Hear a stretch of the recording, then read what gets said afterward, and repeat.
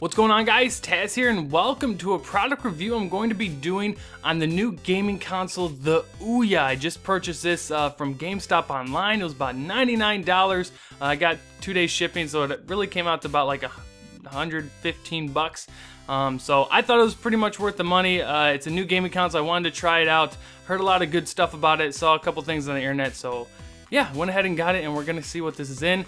They always got a little quote in here that they put in, and this one is, "And so begins the revolution." They also have a quote of "Free the games." It's supposed to be, freeing the games, do whatever you want with it. But this is the Ouya. That's how small it is. There it is. That's the Ouya. This is the actual console. On top, that's the power button you see right there. The whole Ouya is like covered in like this protective plastic you take off, like you get with most electronics. But it's really no bigger than a coffee cup. It's really small. It sets up like that. In the back, it's got all its ports. It plugs into the TV via HDMI cable. It's got a USB port. You can plug in your Ethernet cable for internet. You got a mini USB drive and a power supply as well. And this thing also is capable to hook up wireless, which is actually what I ended up doing. Moving on to the controller, which seems a bit bigger than the console itself. It's a bit light, but I think that's because I haven't put batteries in it yet. The button layout's pretty comparable to the Xbox 360. I'm gonna grab my controller for the Xbox here. As you can see, it's not too dissimilar. It's a bit larger than the Xbox controller, but it actually does feel pretty decent with the curves that they have on the back. The triggers on the back are a bit bulkier, but they still work pretty much the same. I would say the Xbox trigger is a little bit better. But that's kind of a little comparison for the controller. Gonna move on and see what's inside the box. It does come with a couple cables, that way you don't gotta go out. You really shouldn't have to go out and buy anything. One quick note on the controller is that the middle part of it is actually a touchpad. So when you actually, are using the Ouya, it's got a touchpad. But it comes with AA batteries. These are gonna go in on each side of the controller, and I'll show you how to put those in later. This is the power supply. This is what you're gonna plug into your Ouya to obviously give it a little bit of power. Again, that's the top, I believe it's the top output. Yep, the top output or the input output, depends on what you say. But yeah, that's the top output for the power supply. That's where you have to have plugged in. And then also, it actually comes with an HDMI cable. I'll try to open up here real quick, but I had to use one hand. I was gonna have my wife be the cameraman, but she was unavailable at the time. So forgive me as I'm doing this basically with one arm recording and one arm basically unraveling the whole mess of it. But the HDMI cable itself seemed a bit short. It wasn't really a problem for me because everything's on my computer desk. Everything seems to be pretty much in a confined space, but I wish the HDMI cable was a bit longer. It's decent enough. I think it's about a 3-foot cord, maybe like that, and of course it's got the operating instructions right there.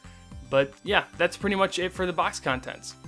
Another thing I really wanted to say on the controller is how you put in the batteries. It's a little weird. The silver parts here that you see on the controller, they actually pop off on each side. As you can see, it comes over there, and that's where you're gonna put in the AA batteries. One goes on each side and actually distributes the weight pretty evenly. They have a weight. It seems like they weighted it a little bit more in the middle, and it kind of evenly distributes the weight, and it gives it a much better feel for the controller.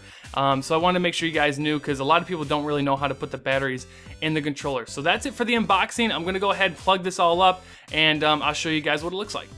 First thing you're going to want to do when you plug in the Ouya, it's going to ask you to pair the controller. Once you have the batteries in the controller, it's going to ask you to hold down on the Ouya button on the middle of the controller. Hold it down until you get 2 flashing blue lights in the middle, and that's going to pair the controller with the console. I've actually seen this done also with a PS3 controller. Since this is hooked up via Bluetooth with the controller, I've actually seen someone be able to hook up a PS3 controller, just as an FYI if you guys get one and you want an extra controller. One note on this Ouya is I've done this previous couple times. Every time I turn on the Ouya, it seems like I have to pair the controller every single time I turn on the Ouya, which is a little bit frustrating. I'm not sure if I'm doing it wrong, but just as a side note, that's how you pair the controller and get started with that. After you pair your controller, it's going to ask you to connect to the internet either via wireless or through the Ethernet cord. Once you do that, it's going to start to update the Ouya. It's going to kickstart, it's going to restart, it's going to download the latest firmware update, software update, whatever it's got to do for the Ouya. again, it'll restart, it'll pop you back up, and then you'll be actually on to the next step of actually making yourself a gamer tag, a name tag. I don't know what they call it for the Ouya. So I made mine. It asks you, it actually, when you first start, it has to get a credit card for you. That was one little pain. You literally could not move on unless you gave them a credit card for future purposes. So that was a little pain in the butt. So once you got and you had to pair a controller again, which was a little redundant. So you had to pair the controller, connect to the internet, download the software update, create your gamer tag or name tag, put in your credit card, and after that you finally get to the main dashboard. Once you're at the main dashboard, this is what you are going to see. The Ouya, it's going to have 4 different kind of places you can go. You can go to play, discover, make, and manage. There are dev kits that you can get to actually start to make games for the Ouya, and you can be like your own little indie developer. You do have to have tools for this. You can't just go into make and just start putting people objects and stuff like that there, but it is kind of geared. There's like dev kits that you can get to create games for the Ouya, but the first thing you want to go to do, you're going to end up going to discover, and then once you go to discover, that's when you're going to start seeing all the games. They have different things like featured VIP room, kill screen playlist. They have basically what's trending on Ouya, and they have a bunch of games, and you can download them very easily. A lot of them, you download them for free, and you can play them or you can try them out, and then if you want to end up buying the full version of the game, you can. This is one of the games I've used to play as a kid, is You Don't Know Jack. It's like a weird, fun trivia game. But there's a lot of games in here, more than I thought there would be, and they're continually making more games for it. I even tried a couple out, as I'll put on screen here. I tried out Ice Rage. It was a fun little ice hockey game, and the graphics was pretty decent, although the Ouya isn't totally about graphics, and you can't play multiplayer if you have 2 controllers. I played this little game called Little Crane. That was really cool. That actually was a little bit addictive. I kept going through the rounds as I tried it out. It's just a crane you move around, but it's kind of like an obstacle course type of puzzle. So that was really cool. And then the big things that I'm really excited to try to use are what I'm going to show you right now is the N64 emulator, and they also have one that I'll show you later for the PS1. Now what you can do right here, it's a free app you download, the N64 emulator, and what you can do, you go on your computer and go to a site and download old games for these old consoles, and they have emulators to where you can play them. So if you want to play Super Mario, any GoldenEye, Legend of Zelda, Ocarina of Time, like any old games you want to play on 64 or PS1, they even have one for Sega Genesis.